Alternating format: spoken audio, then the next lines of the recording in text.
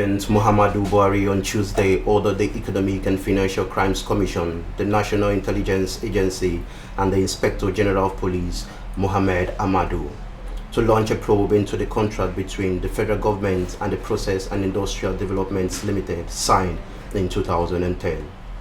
The controversial contract has become the subject of a $9.6 billion judgment debt imposed on Nigeria by a British court last week. The president also directed that the contract itself should be probed with a view to identifying Nigerians involved in the signing of the deal in 2010 for possible prosecution.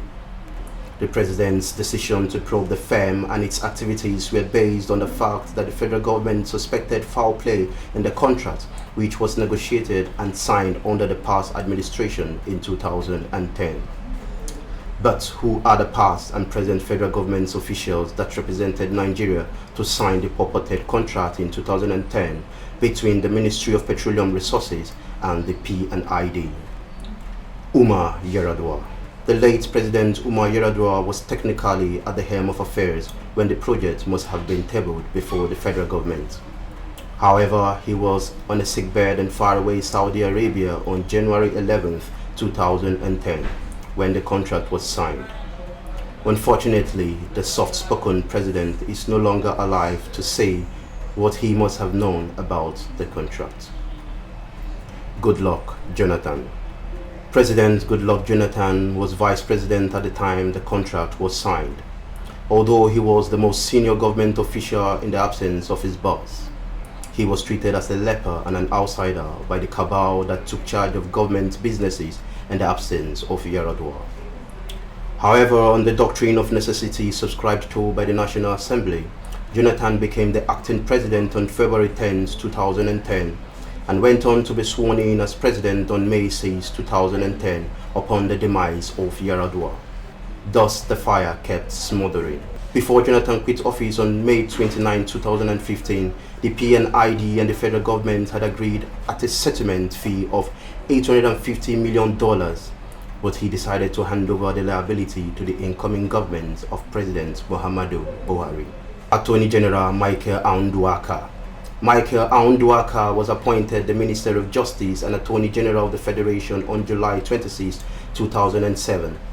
He was reputed to be one of the members of the cabal that ruled Nigeria in the absence of Yar'Adua.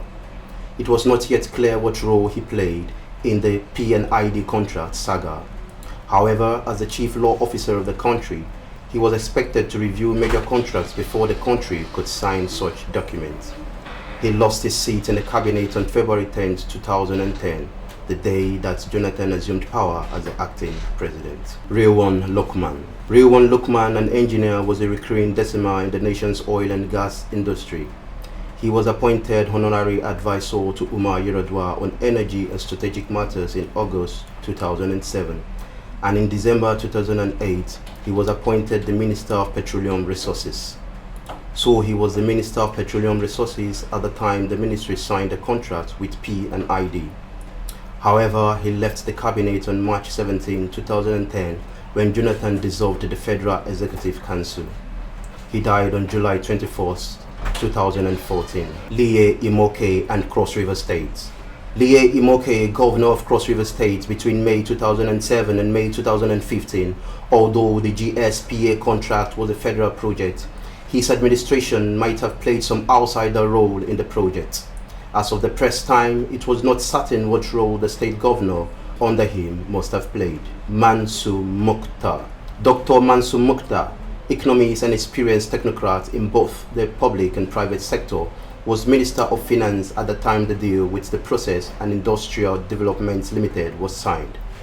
The former Director General of Debt Management Office was appointed the Finance Minister by the late President Umar Yar'Adua on December 17, 2008.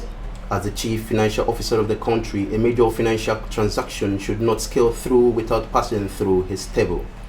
The Federal Ministry of Finance Incorporated, through which the government must have acquired 10% equity in P&ID, is also under the purview of the Ministry of Finance. Mukhtar left the government in March 2010 when Jonathan dissolved the cabinet. Lamido Sanusi.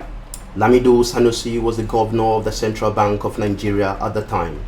The federal government entered into the contract with PNID on January 11, 2010. It could not be determined what role he must have played when the contract was signed. However, it is usual for the chief banker of the nation to be aware of contracts that will commit the nation to foreign exchange transactions. Sanusi, who became Muhammadu Sanusi II, the 14th Emir of Kano, was appointed governor of CBN on June 3, 2009.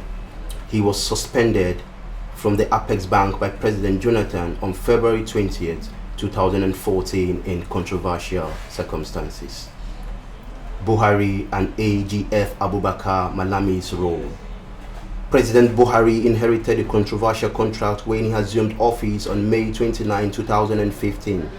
The controversy that surrounds it could have been settled by him with good negotiation.